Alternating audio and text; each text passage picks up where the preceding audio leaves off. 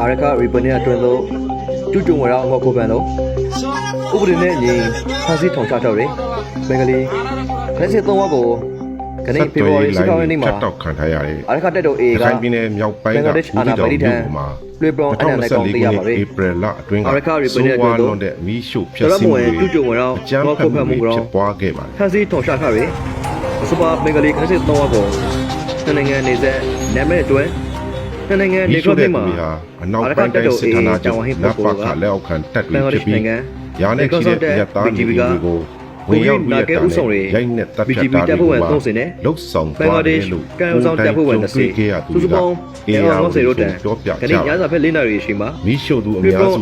စစ်ကောင်စီယူနီဖောင်းဝတ်ဆင်ထားတဲ့ကိုစင်တွေဖြစ်ပြီးပုတ်ကဲသူတွေကတော့စစ်တပ်အရာရှိတွေဖြစ်တယ်လို့ပြောပါတယ်ကျူကျူဝင်တော့ပြီးဖြစ်စတဲ့ပတ်သက်ပြီးသိရှိနိုင်ဖို့ကိုယ်တိုင်ကြိုးပမ်းရပြီးတင်းရှောင်နေကြရတဲ့လူကန်တွေကိုအချိန်ယူစုစည်းပြီးအေယာဝတီကစက်ကိုငင်းမြန်ထားတာဖြစ်ပါတယ်အာရကရီပနီအတွင်းသို့ကျူကျူဝင်တော့ပြီးငေါ်ခုဖန်လာတော့ကိုအချက်ကိုကန်ပြီးကျန်းတင်ဆိုခိုင်းရပါတယ်ကျွန်တော်ဒီကကျွန်တော်ကိုအချက်ကိုကန်ပြီး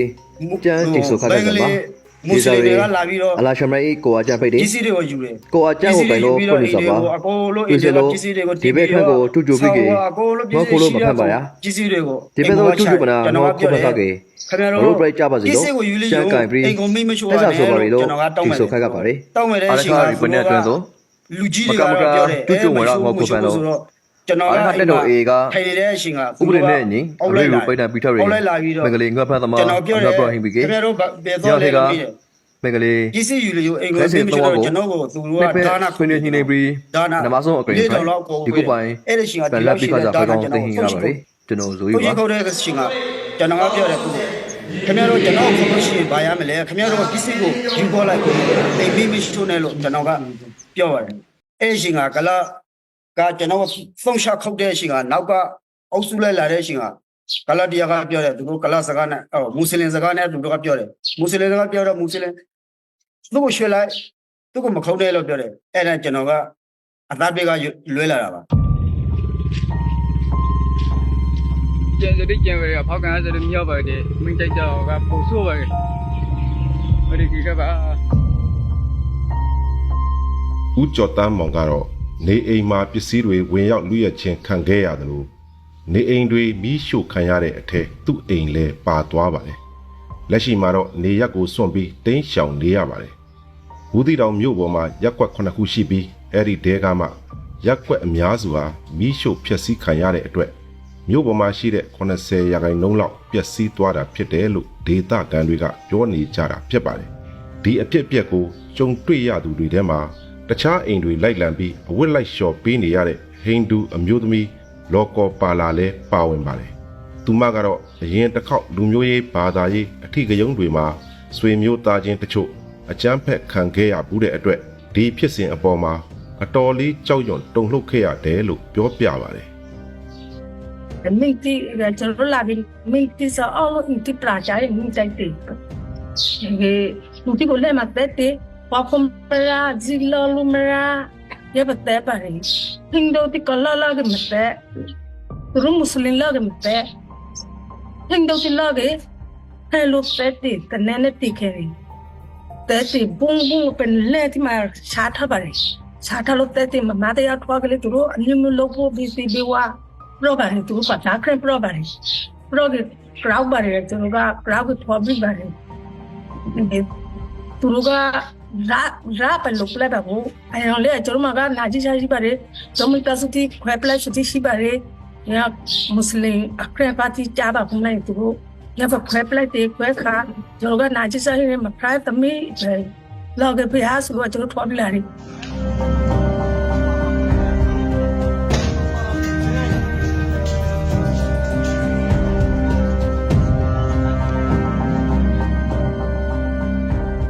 ဝင်ရောက်အကြမ်းဖက်တဲ့စစ်သားတွေတဲကမွတ်စလင်စစ်သား40ဝန်းကျင်မှာစစ်ကောင်စီတပ်က4ယောက်ပါတယ်လို့သူမြင်ခဲ့တာကိုပြန်ပြောပြပါတယ်။ဘူးတီတောင်မြို့ဟာလက်ရှိအချိန်အထိစစ်ကောင်စီရဲ့ထိန်းချုပ်မှုရန်ရာအောက်မှာရှိနေတာဖြစ်ပြီးမြို့ပေါ်မှာစစ်ကောင်စီတပ်နဲ့စစ်ကောင်စီယူနီဖောင်းဝတ်မွတ်စလင်တွေလှုပ်ရှားနေတာဖြစ်ပါတယ်။ဘူးတီတောင်မြို့ပေါ်အမှတ်9ရပ်ကွက်မှာနေထိုင်တဲ့ကိုပိုင်တာကတော့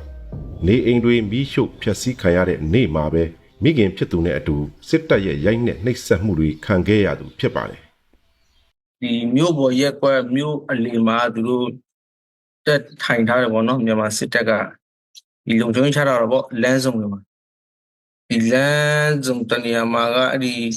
ပင်လီလက်နက်က2ယောက်ကောင်းလေး2ယောက်ကကျွန်တော်ကိုရိုက်တာ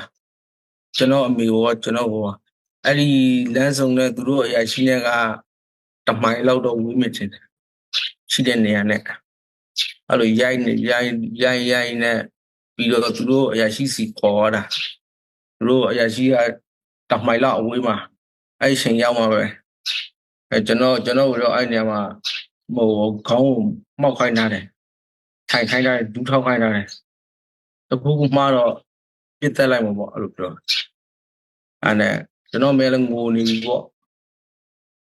ဟောပြည့်ဒီသူတို့စီက NGO ကလူကြီးတယောက်သူတို့လည်းရှင်းမေးကြည့်တယ်ဖြစ်မှာပါအဲ့ဒီကောင်လေးတွေလှုပ်ပြီးတော့လေဒီသူတေချာလာပါညာပေါ့နော်ဟုတ်တယ်သူကိုယ်တိုင်လာပါတယ်အဲ့ဒီ NGO ကလူကြီးရတယ်ဟုတ်တယ်ကျွန်တော်တို့စီက NGO ဝန်ထမ်းပါဒီလူကောင်းတွေပါညာဆိုတော့ထောက်ခံပေးလိုက်လို့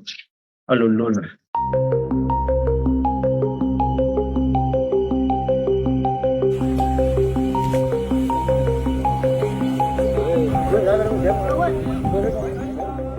အာရခတက်တော် AA ဟာရခိုင်ပြည်နယ်မြောက်ပိုင်းကမြို့9မြို့ကိုထိန်းချုပ်ထားပြီးဘူတီတောင်မောင်တော်ဒေသတွေအထိစစ်စင်ရေးကျယ်ပြန့်လာတာဖြစ်ပါတယ်ဒီနှစ်မတ်လတဲမှာပဲမြို့ပေါ်မှာရှိတဲ့ရိုဟင်ဂျာတွေက AA အလိုမရှိကြောင်းနဲ့စစ်ပွဲတွေအလိုမရှိကြောင်းစန္ဒဖော်ထုတ်ခဲ့ကြပါသေးတယ်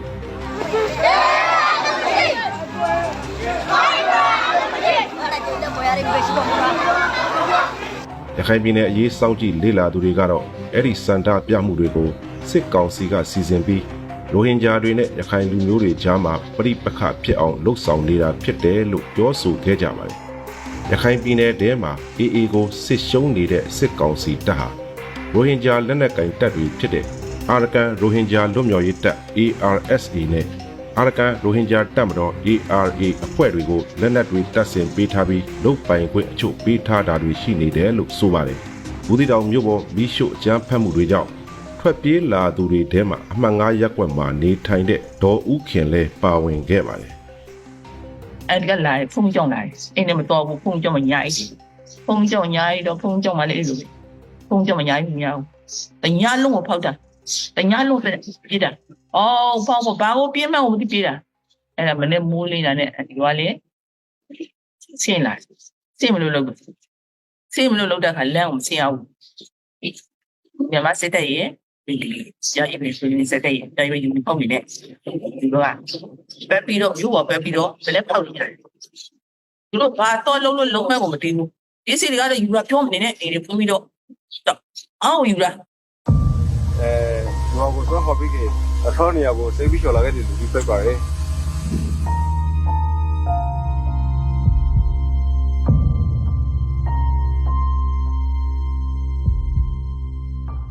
အကြမ်းဖက်မှုတွေပြင်းထန်လာနေတဲ့အချိန်တည်းမှာပဲမြို့နယ်အတွင်းကဒေသခံရိုဟင်ဂျာတွေဟာလည်း AA ထိန်းချုပ်နယ်မြေတွေစီမိသားစုအလိုက်ပြောင်းရွှေ့လာမှုတွေရှိနေပြီး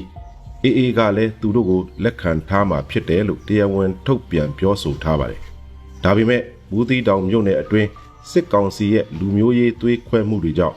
နှစ်ဖက်ဒေသခံအတိုင်းဝိုင်းတွေကြားမှာကြောက်ရွံ့မှုတွေရှိနေတယ်လို့ပြောပါတယ်။စစ်တပ်ရဲ့အကြမ်းဖက်စီးနင်းမှုကိုအဒိန်လုပ်ငန်းလုပ်ကိုင်နေတဲ့ဟိန္ဒူလူမျိုးဟိုးရှိုရန်လဲကြုံတွေ့ခဲ့ရပြီးနေအိမ်ကိုပါစီးနင်းခံခဲ့ရပါတယ်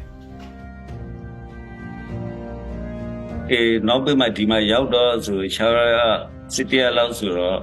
အိမ်မှာကျွန်တော်ရင်ကုန်တရားရှိတယ်အိမ်တစ်ချိန်မှာအိမ်နှလောက်တိုင်းလောက်အကောင်လုံးမင်းရှို့တော့ကြာပါဘူး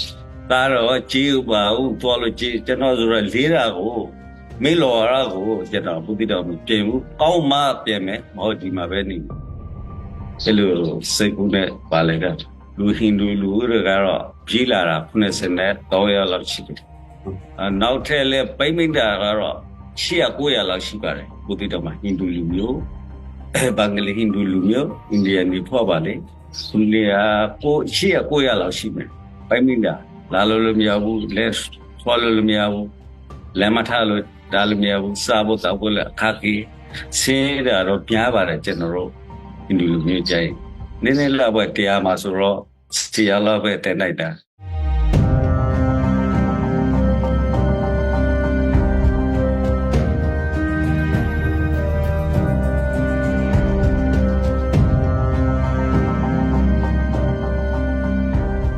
ဝတီတောင်မြို့ပေါ်မီးရှို့ခံရမှုဖြစ်စဉ်မှာမြို့ကန်လည်းဖြစ်တဲ့ပြည်သူ့လွှတ်တော်ကိုယ်စားလှယ်ဟောင်းဦးအောင်တောင်းရွှေရဲ့နေအိမ်လည်းပါဝင်ခဲ့ပြီးသူကိုယ်တိုင်လည်းတိမ်းရှောင်နေထိုင်နေရပါတယ်။ဦးအောင်တောင်းရွှေကတော့လက်ရှိဖြစ်စဉ်တွေဟာစစ်ကောင်စီကမြို့ပေါ်မှာနေတဲ့ဘာသာကြားလူမျိုးကြားတွေအကြားပရိပက္ခတွေဖြစ်လာအောင်စနစ်တကျဖန်တီးထားတဲ့လှုပ်ဆောင်ချက်တွေဖြစ်ပြီး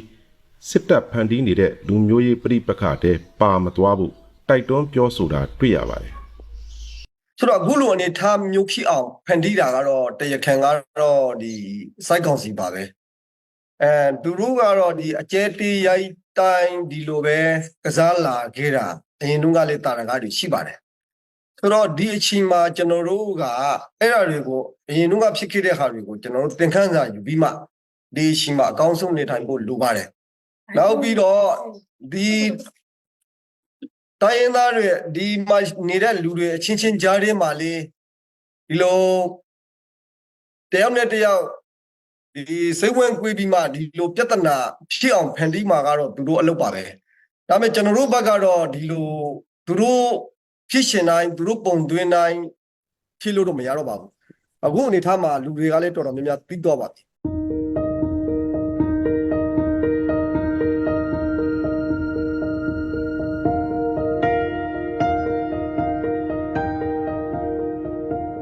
ရခိုင်ပြည်နယ်ထဲထွက်ပေါက်ပိတ်နေတဲ့စစ်ကောင်စီဟာဒေသတွင်းလူမျိုးရေးအထီးကယုံကိုဒီတက်ပူဖန်တီးလာနိုင်ပြီးပြင်းထန်လာနိုင်တာကြောင့်အားလုံးညီညွတ်ကြဖို့နဲ့အချင်းချင်းကူညီရိုင်းပင်းကြဖို့ဒေသတွင်းခေါင်းဆောင်တွေနဲ့ရိုဟင်ဂျာတက်ကြွလှုပ်ရှားသူတွေကတိုက်တွန်းနေကြပါတယ်စစ်ကောင်စီကရခိုင်ပြည်နယ်ထဲပြီးခဲ့တဲ့2012ခုနှစ်နဲ့2018ခုနှစ်တွင်မှာလဲလူမျိုးရေးဘာသာရေးအထီးကယုံတွေဖန်တီးခဲ့တဲ့မှတ်တမ်းတွေရှိနေခဲ့ပါတယ် အဲ့ဒီအဒီကယုံတွေကြောင့်နှစ်ဖက်အတိုင်းအဝိုင်းတွေကြားမှာတေဆုံးမှုတွေများပြားခဲ့သလိုတိမ့်နဲ့ချီတဲ့ရိုဟင်ဂျာတွေဟာဘင်္ဂလားဒေ့ရှ်နဲ့ရခိုင်ပြည်နယ်တဲကဒုက္ခသည်စခန်းတွေမှာခိုလှုံနေကြရပါတယ်